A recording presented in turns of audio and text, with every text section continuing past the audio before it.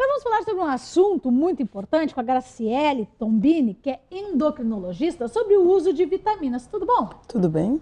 Temos esse assunto que é pauta na televisão e que a gente vê muitas novidades, mas a gente tem que saber o seguinte: quem pode realmente ingerir suplementos vitamínicos? Bom, os suplementos vitamínicos, assim como todos os outros suplementos que a gente tem no mercado alimentares, eles têm indicação que deveria ser prescrito ou por um médico ou por um nutricionista.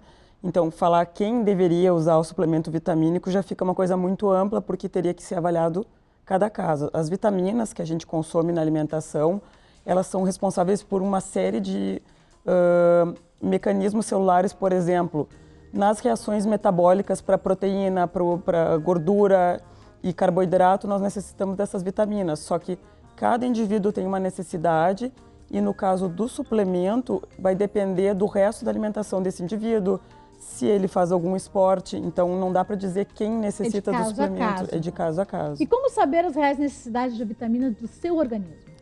Mesma coisa, o médico deveria avaliar todo o metabolismo ou o nutricionista desse paciente, avaliar o resto da alimentação, e aí a gente vai poder saber, existe uma tabela, tipo de média diária, exemplo, que as pessoas conhecem, vitamina C, a média diária recomendada é 60 miligramas.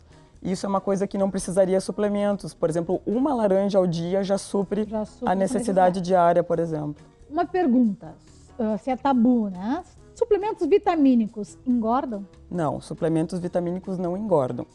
É que como eles auxiliam nesse metabolismo das proteínas, gordura, as pessoas que consumirem muito excesso das vitaminas até poderiam ter um aumento de peso. Mas um suplemento vitamínico numa dose normal, padrão do mercado, que em geral as marcas que tem por aí, elas têm um padrão de dosagem, não teria como o paciente engordar.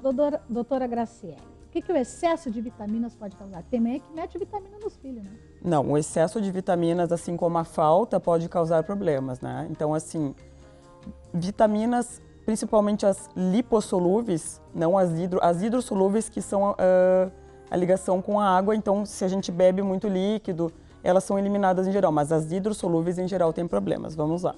A vitamina A, em excesso, hoje em dia a gente tem alguns estudos que dizem que pode ocasionar até câncer, inclusive câncer de mama e intestino. São pequenos estudos que ainda tem que se comprovar, mas já estão indicando. Mulheres em idade fértil com excesso de vitamina A podem ter crianças com defeitos congênitos.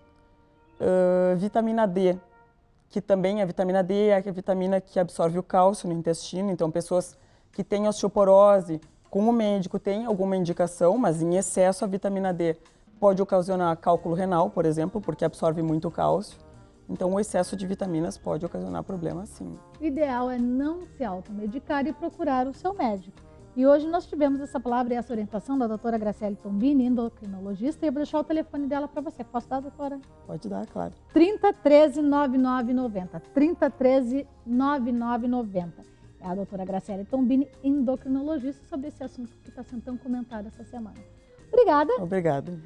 E tem mais, Pedro? Tem mais, Pedro. Pedro, vamos contando então, faça o seu convite para a limpeza de final de ano. Pois é, Viviane.